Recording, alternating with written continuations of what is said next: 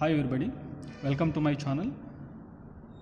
In this session, I would like to deal a problem that is bridge configuration circuit using Norton's theorem.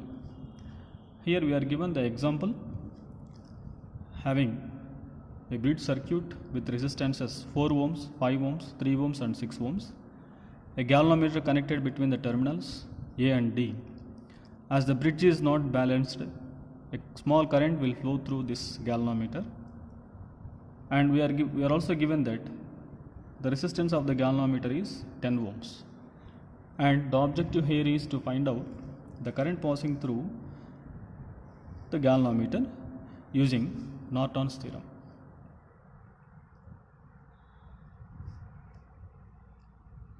Generally, in order to simplify this problem using Norton's theorem, first of all, we have to replace this 10 ohms branch with a short circuit, and I am redrawing the circuit here. In order to find out the magnitude of IN, first it is to be replaced by a short circuit, and the objective here is to find out the current passing through this short circuit. Let us go for the network simplification methods in order to find out the magnitude of IN. Here, first let us find out the total current passing through this circuit. 4 ohms and 3 ohms, these are connected in parallel. Similarly, 5 ohms and 6 ohms are connected in parallel. The combination is connected in series. Hence, the magnitude of equivalent resistance or equivalent is equal to RBC is equal to 3 ohms in parallel with 4 ohms plus 5 ohms in parallel with 6 ohms. That is equal to 3 into 4 by 3 plus 4 is nothing but 7 plus 5 into 6 by 11. This gives rise to a value of 4.44 ohms.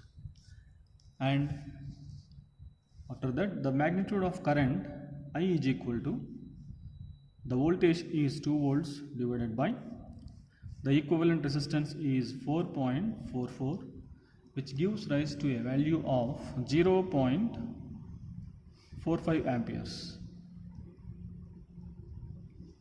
And this current 0.45 amperes divides between these two. Let us consider this as I1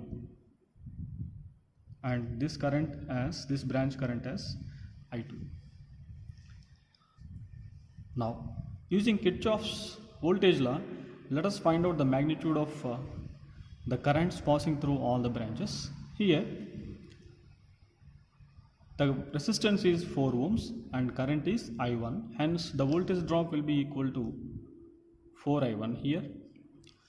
As the current is entering here, this terminal will be plus and this will be minus. So these things we have seen in our previous sessions. Here 3 ohms passing current is I2, hence the voltage drop will be 3I2 such that this is plus and this is minus. Similarly, I1, this current is IN. So the current, using Kirchhoff's current law at this junction, you can find out the magnitude of current in this branch, and this will be I1 minus IN this direction. Hence, I am also finding out the voltage drops simultaneously, 5 into I1 minus IN with plus here and minus here. Now this is IN and this is I2. Now this current is going to be equal to I2 plus IN, so that the voltage drop will be in this branch will be equal to 6 into I2 plus IN. So once we find out all these things here, this is plus and this is minus, we can implement Kirchhoff's voltage law to the loop ABDA. So here I am writing down, apply Kirchhoff's voltage law to the loop ABDA.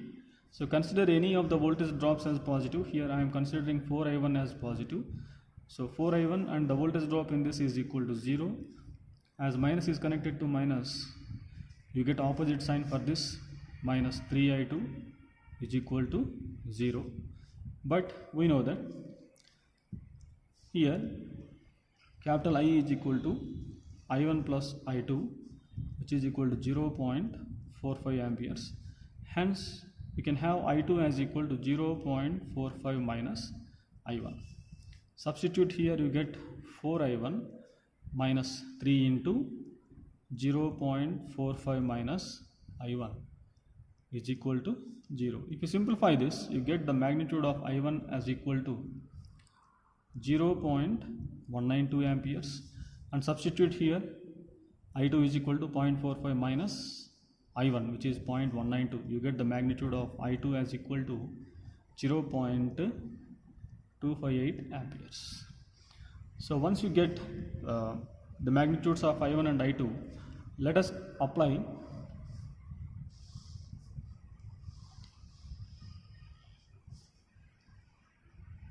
Kirchhoff's voltage law to the loop ACDA. So here consider this voltage drop as positive, 5 into I1 minus IN. The voltage drop here is equal to 0 and plus is connected to plus, so opposite sign will come minus of 6 into I2 plus IN is equal to 0. Now substitute the values of I1 and I2 here. You get 5 into the magnitude of I1 is 0.192 minus IN minus 6 into 0.258 plus IN is equal to 0. So here you are going to get an equation in terms of IN, and simplify that. We are going to have the magnitude of IN is equal to minus 0.054 amperes. Don't get worried because of this minus sign here, because why we have got my negative sign for Norton's current is, we have assumed the current is flowing from A to D, rather it is flowing from D to A. Hence when you consider from A to D, this will be negative, and when you consider the Norton's current from D to A, 0.054 amperes from D to A, it will be considered as positive. This is the magnitude of Norton's current, and once we find out the magnitude of Norton's current, it is the time to find out Norton's resistance. So the next objective is to find Norton's resistance. In order to find out the magnitude of Norton's resistance, we have to find out the equivalent resistance between the terminals A and D by making the source equal to 0. Here we have got one voltage source connected between the terminals B and C. So if you short circuit this source, 4 ohms, 5 ohms, 3 ohms and 6 ohms, the equivalent resistance between RAD, here I am writing down, RAD is equal to RN. Here 4 and 5 are, because this is a short circuit, hence this can be considered as a point. 4 and 5 are connected in parallel, plus, and 3 and 6 are connected in parallel. That is equal to 4 into 5 by 9 plus 3 into 6 by 9, which gives rise to a magnitude of Norton's resistance, whose value is 4.22 ohms. And once we evaluate the Norton's resistance and Norton's current, you can go for Norton's equivalent. You can construct Norton's equivalent circuit having one current source. Be careful, here we have to represent the current source in downward direction because it is flowing in the opposite way. This is connected between the terminals A and D. This is our Norton's resistance, 0.054 amperes. This is 4.22 ohms, and connect again the galvanometer resistance 10 ohms.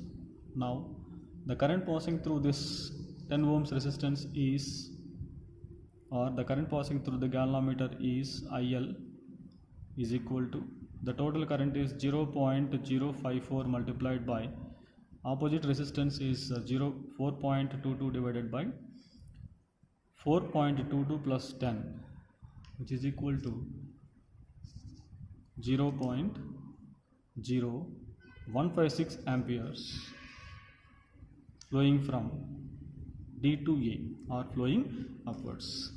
This is how the circuit can be simplified using Norton's theorem. Please subscribe to my channel so that you can have more updates and videos. Thank you.